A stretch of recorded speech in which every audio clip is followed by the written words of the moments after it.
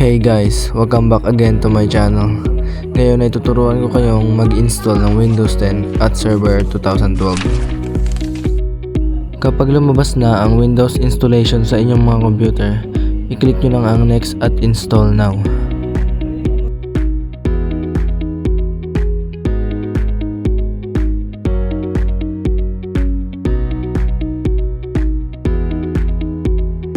Dito naman, kapag lumabas na ang Windows setup, pindutin lang ang I don't have product key at piliin ang Windows 10 Pro at click Next.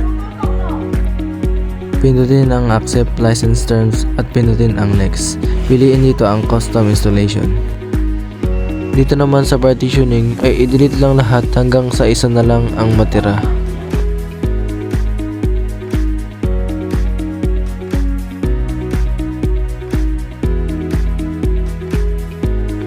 Pagkatapos yung ma-delete lahat ay pindutin ang New at simulan ng mag-partition.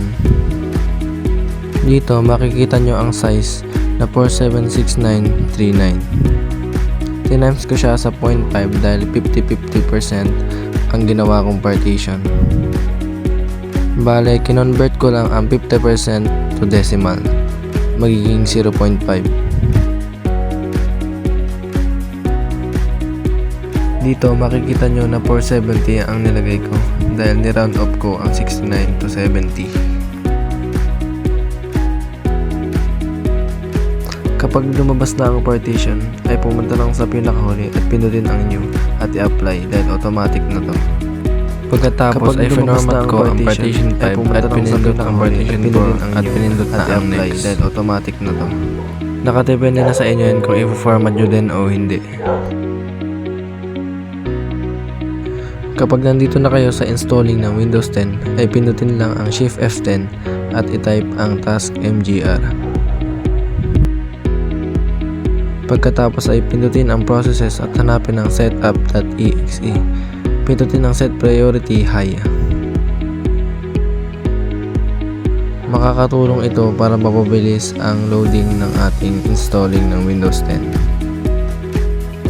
Ang sunod na gagawin ay hintayin nyo na lang matapos ang loading ng installation.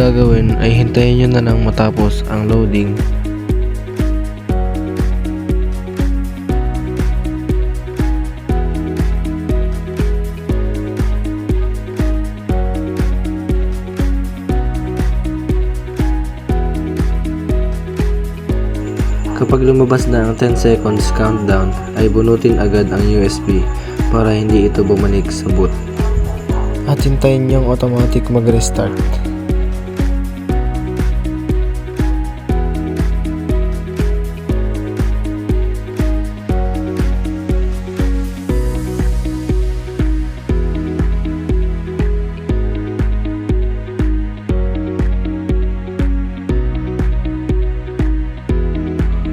Dito sa part na to ay hintayin nyo lang matapos ang loading ng installation.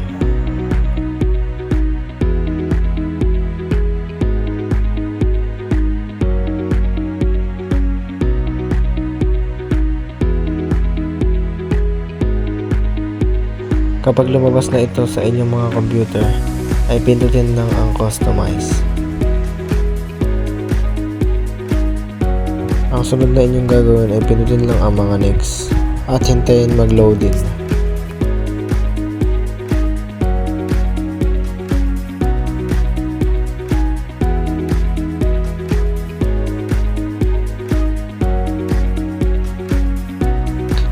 Kapag lumabas na ito sa inyong mga computer ay ilagay lang ang inyong pangalan at huwag nang lagyan ng password.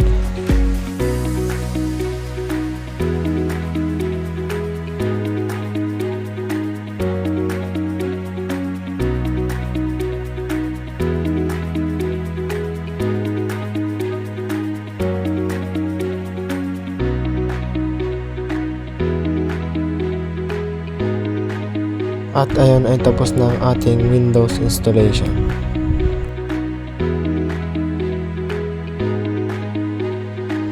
Dito sa pangalawa nating gagawin ay mag-i-install tayo ng Server 2012. Pindutin lang ang Next at Install Now.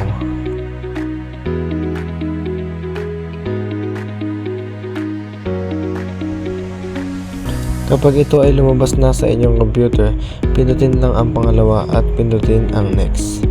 Pindutin ang license agreement at next at pindutin ang pangalawa yung custom. At dito naman sa partitioning, gawin nyo lang kagaya ng ginawa ko kanina sa Windows 10.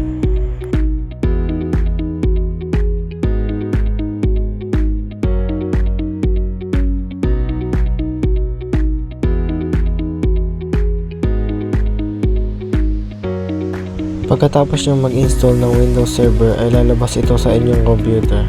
Ilagay lang ang password na css at 12345.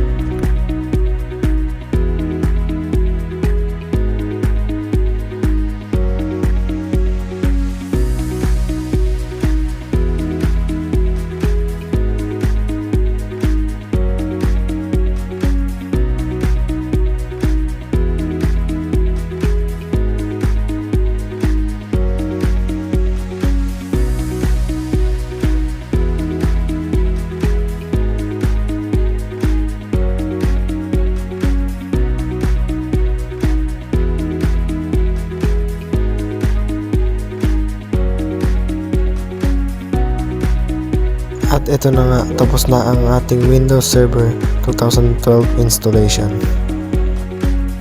Ang pangatlo naman na ating gagawin ay mag-set up tayo ng computer na magda-download ng mga application.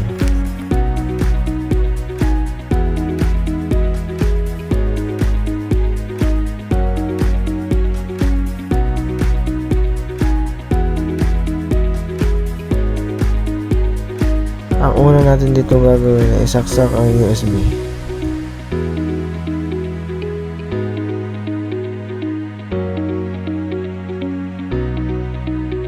Pumunta sa ating flash drive at hanapin ang application software.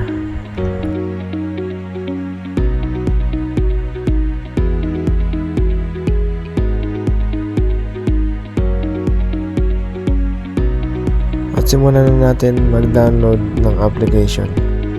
Kagaya dito sa ginagawa ko sa video.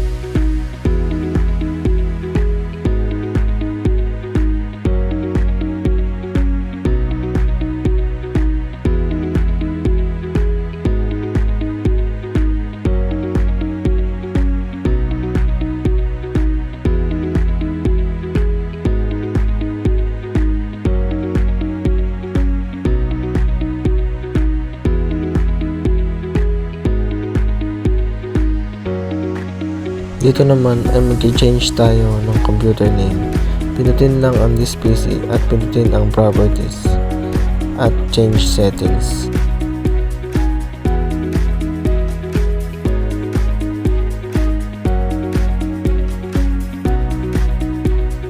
At dyan ay isulat mo ang pangalan mo.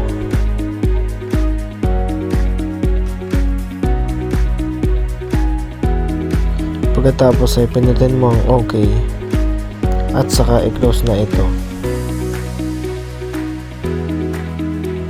Dito ay piliin nyo ang start now.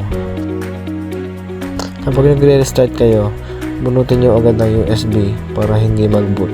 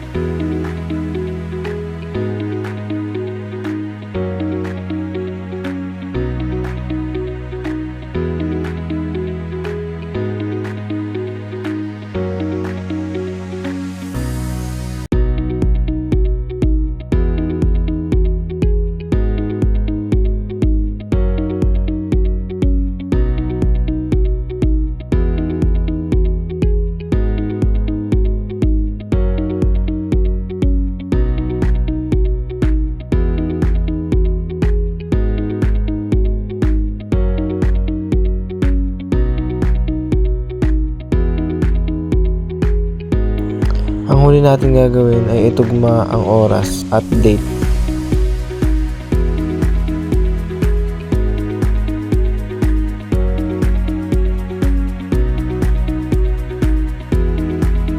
Una ay pindutin ang settings at hanapin ang time and language.